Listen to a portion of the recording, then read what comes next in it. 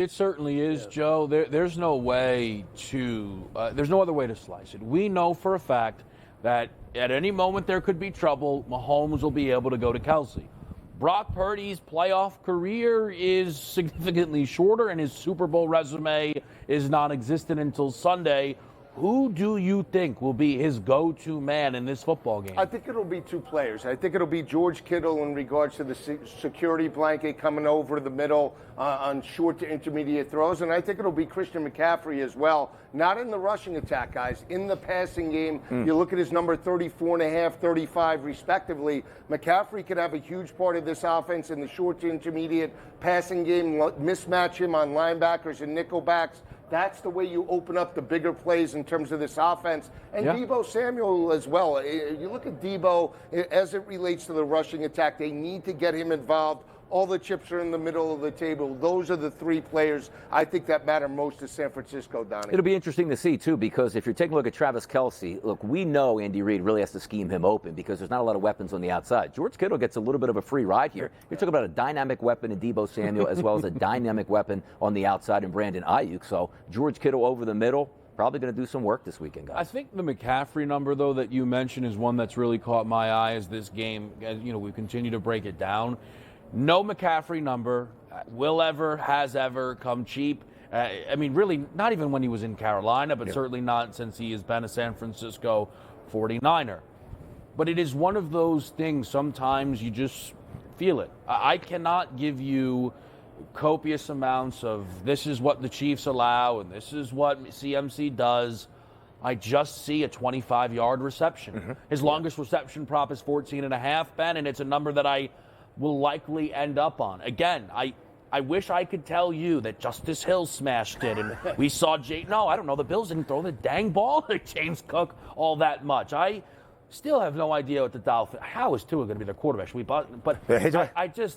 CMC in this game, we know what he can do on the ground. Yeah. But what made McCaffrey is the fact that if he wasn't ever allowed to run the ball again, he would still have a decade-long career in this league as a top-level wide receiver. And you can see the odds expectation for Christian McCaffrey in Super Bowl LVIII. 90.5 is the rushing yards prop, but as both Joe and Kevin have alluded to, 34.5. The receiving yards number for run CMC. There is an expectation for him to have 129.5. That's the combo prop, rushing plus receiving. And when he's been healthy this year, Donnie, we go back to week 17. That's when the calf injury came up for the first time. If we exclude that game, he's had at least 100 scrimmage yards in every single game for the Niners dating back to the end of October. It is the expectation, but Christian McCaffrey on a regular and weekly basis always reaches that expectation. Always does, and that's the great part about it. And, Kevin and I did many shows together where we're sitting there going last year like, oh, you know what, let's get a 50-50 backfield together in San Francisco to save McCaffrey. They didn't do that this year. And even to further your point, goes down in that Washington game, there was only 2 other football games that he completed that he didn't score a touchdown in, and multiple touchdowns, it felt like, on a week-to-week basis. You saw what he's already done in the playoffs here. This team is going to go as far as Christian McCaffrey takes them. Now, granted, there's a lot of weapons out there, but the engine is McCaffrey. We all know it is. We all know it is, but that is why all of his numbers are as costly as they are. Yeah. But to be fair, it is not like they're handing out discount prices on Aiyuk or Deebo Samuel. I'm very interested in Brandon Aiyuk in this spot here. 6+ targets in each of the first 2 postseason games, 3 catches in both of those games. For Aiyuk, those are outliers. You go to the regular season, 12 games with 6 or more targets. In 9 of the 12, he cleared this would-be number of 4.5 receptions. And typically when I find a best bet, I also, because of you probably, I love to play alts. What I would say is I'm going over 4.5 receptions, but don't worry about 6+, 7+, 8+ catches, because Aiyuk is the type of wide receiver, Joe. He catches 7, 8 balls. He has 120 yards basically every single time. Yeah, it's a great point. He has 7 100-yard games. He's the leading wide receiver in regards to that. It's not Deebo Samuel or even George Kittle. George Kittle has stepped up in losses for San Francisco this year, but never in wins in terms of a 100-yard performance. There's the opportunity in regards to this ball game, but when you look at Brandon Aiyuk, a speedster, big body, we know the range and the catch against Detroit last week stepped up. He is a playmaker. Again, when you want to get your playmakers in one-on-one opportunities in space, he can run great routes, fly patterns, post patterns, Donnie. That's what you want to do as well, which opens up secondary wide receivers underneath.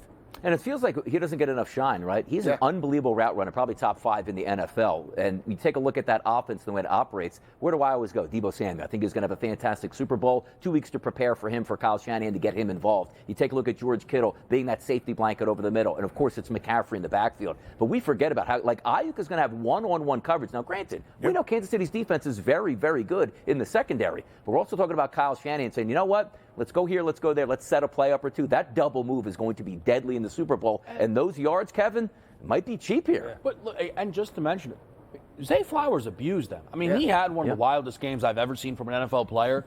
I mean, that drive is marvelous. A 50-yard catch, probably should have scored. I don't know what he was doing. Gets 15 tacked on for a taunting penalty. I don't think that taunting penalties should exist, but since they do, the easiest one maybe I've ever seen called in my entire life. Then just comes back for another 20-yard reception. The only thing they say is, hey, just don't extend the ball over the goal line. It usually leads to trouble. I mean, but he still had 5 for $115 and should have probably put a touchdown in the end zone. It's just one of those things. For so long, the number one wide receivers could not get loose against this team. I will admit, though, my worry point is now that Deebo is fully healthy, Ben, I'm not betting the number one wide receiver. And that is the super interesting thing when you compare the props for Deebo Samuel and Brandon Aiyuk, DRS, for this Super Bowl. Because entering the NFC Championship game, listed as questionable, was Deebo Samuel. 50-50 was the report on Samuel earlier in the week. His receiving yards prop, when it finally came up entering Conference Championship weekend, 47.5 was that number. Meanwhile, Brandon Aiyuk, against the atrocious Detroit secondary, had an 80.5 receiving yards prop. It was Deebo Samuel that was the leading receiver for Brock Purdy and San Francisco in that NFC Championship game. 8 grabs on 9 targets for more than 80 yards. I know that Deebo Samuel is my look for Super Bowl Sunday for this San Francisco offense, and mainly over the receptions prop of 4.5. I would love a total touches over-under for both Deebo Samuel and Christian McCaffrey. No rushing attempts props listed for Deebo Samuel just yet, but the last time San Francisco played Kansas City on a Super Bowl Sunday, 3 carries for 53 yards on the ground. I think he is going to be, Kev, a central focus of this San Francisco offense come Sunday. I mean, he is, and we know he is. I mean, look, we've talked. Injuries in this league are always very interesting to try and figure out what a guy is going to be able to do. I think sometimes, though, and I will use Donnie as our resident analyst or athlete on this show, but you get out there and say, I don't know, man, I've been healthy. I don't know what anyone's taught. I cannot believe that this guy was like a legit 50-50. Yeah. We do not know if he will play in the NFC title game. Like, if that was a Week 16 game, he doesn't even play in the game. No. 90 receiving yards almost, and the goal line carry, Donnie, is the play I can't get out of my mind. Exactly. And also, go back to Ben's point where with the usage rate here, we talk about rushing and receiving, but also the rocket screens, the shovel passes. They add up in pass receptions and getting him those yards here. Yeah. But also, you're right about the injury, which was so interesting.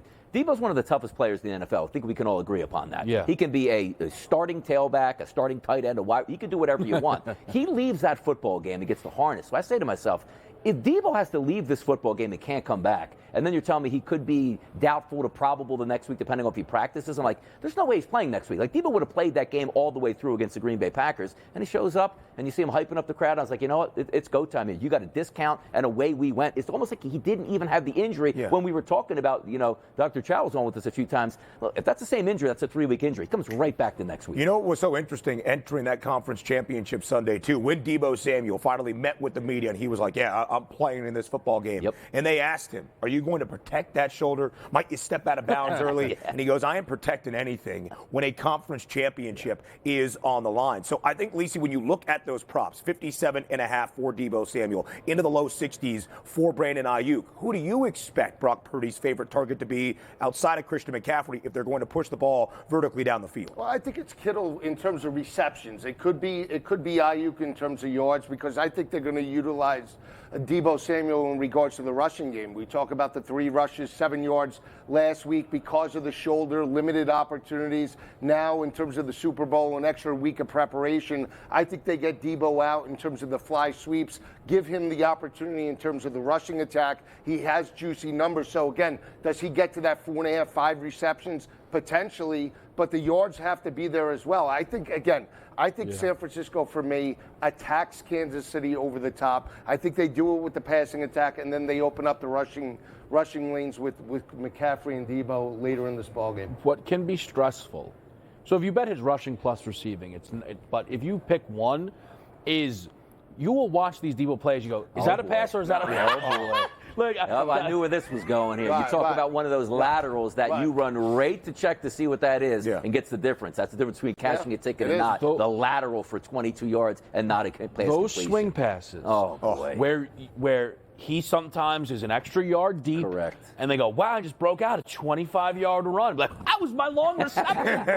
What are you talking about here? Those are my Brock Purdy yards. Yeah. But sometimes it goes the other way, where you're sitting there, you're like, look, man, I just need 2 more rushing yards. Just get him the football. And they're like, nope, great screen pass. Like, that's not a screen. Yeah. I love on the broadcast when you're slightly away or you're slightly distracted and you hear McCaffrey, Samuel. And you're like, okay, what was that, though? Was it a run? Was it a pass? What happened? And then you look for your problem. Yeah, I mean, listen, I think this game may be 6-7. Jet, but not sweeps. Jet pop passes, I think. Pour the milk. Pour the milk. Is a low number. Yeah, it certainly is. We'll dive in a little bit more to George Kittle as we close out our opening hour of pro football today on a Tuesday morning.